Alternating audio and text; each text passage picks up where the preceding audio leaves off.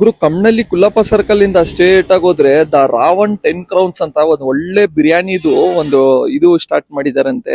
ಬನ್ನಿ ಹೋಗಿ ನೋಡೋಣ. ಹಂಗೆ ಸ್ಟ್ರೇಟ್ ಆಗಿ ಹೋಗ್ತಾ ಇದ್ರೆ ಸ್ವಲ್ಪ ಮುಂದೆ ಹೋದ್ರೆ ನಿಮ್ಗೆ ರೈಟ್ ಸೈಡ್ ನಲ್ಲೇ ಇದು ಕಾಣುತ್ತೆ ನೋಡಿ. ಇದೇ ಅವರು ಒಂದು ಕಂಟೈನರ್ ನಲ್ಲಿ ಬಿರಿಯಾನಿ ಸ್ಟಾರ್ಟ್ ಮಾಡಿದ್ದಾರೆ.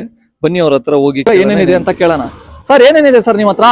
ಸರ್ ನಮ್ಮ ಹತ್ರ 100 rupeesಗೆ ಚಿಕನ್ ಬಿರಿಯಾನಿ ಕೊಡ್ತಾ ಇದೀವಿ. 60 rupeesಗೆ ಬಂದ್ಬಿಟ್ಟು 100 grams ಕಬಾಬ್ ಇದೆ sir. Okay okay okay. Parcel ಕೊಡ್ತೀರಾ ಸರ್? ಹೌದು ಸರ್, ಪಾರ್ಸಲ್ ಇದೆ. Okay okay. ಬಿಸಿ ಬಿಸಿಯಾಗಿ ಒಂದ್ 2 ಚಿಕನ್ ಬಿರಿಯಾನಿ ಮತ್ತೆ ಒಂದು ಕಬಾಬ್ ತಗೊಂಡ್ವಿ. ನಾನು ಇರ್ಫಾನು ಹೋಗ್ಬಿಟ್ಟು ಕುತ್ಕೊಂಡ್ಬಿಟ್ಟು ತಿನ್ನೋಣ ಅಂತ ಅಲ್ಲೇ ಕುತ್ಕೊಂಡು ತಿನ್ನಿಂಗ್ ಸಿಟ್ಟಿಂಗ್ ಪ್ಲೇಸ್ ಇದೆ, ಪಾರ್ಸಲ್ ಇದೆ. ಕುತ್ಕೊಂಡ್ಬಿಟ್ಟು ತಿಂದ್ವಿ. ಪೀಸ್ಗಳು ಅಂತೂ ತುಂಬಾ ಸಕ್ಕತ್ತಾಗಿದೆ ಚಿಕನ್ ಕಬಾಬ್ದು. ಆಮೇಲೆ ಬಿರಿಯಾನಿ ಪೀಸಸ್ ಅಂತೂ ತುಂಬಾ ಸಕ್ಕತ್ತಾಗಿತ್ತು. ಟೇಸ್ಟ್ ಎಲ್ಲ ತುಂಬಾ ಚೆನ್ನಾಗಿದೆ. ಗ್ರೇವಿನೂ ತುಂಬಾ ಚೆನ್ನಾಗಿದೆ. ನೀವು ಹೋಗಿ ಟೇಸ್ಟ್ ಚೆಕ್ ಮಾಡಿದ್ರೆ ನಿಮ್ಗೆ ಗೊತ್ತಾಗುತ್ತೆ ಅಲ್ಲಿ ಹೆಂಗಿದೆ ಅಂತ. ಒಂದ್ಸತಿ ಹೋಗಿ ವಿಸಿಟ್ ಮಾಡಿ. ನನ್ಗಂತೂ ಟೇಸ್ಟ್ ತುಂಬಾ ಸಕ್ಕತ್ತಾಗಿತ್ತು. ಚಿಕನ್ ಬಿರಿಯಾನಿ ತಗೊಂಡೆ ಮತ್ತೆ ಒಂದು ಕಬಾಬು ತಗೊಂಡೆ. ಆಮೇಲೆ ಇರ್ಫಾನು ಜೊತೆಯಲ್ಲಿ ತಿಂದ. ನನ್ಗಂತೂ ಟೇಸ್ಟ್ ತುಂಬಾ ಸಕ್ಕತ್ತಾಗಿತ್ತು. ಅವ್ನು ಹೆಂಗಿದೆ ಅಂತ ಕೇಳೋಣ ಬನ್ನಿ. ಹೆಂಗಿದೆ ಗುರು ನಿಮ್ಗೆ?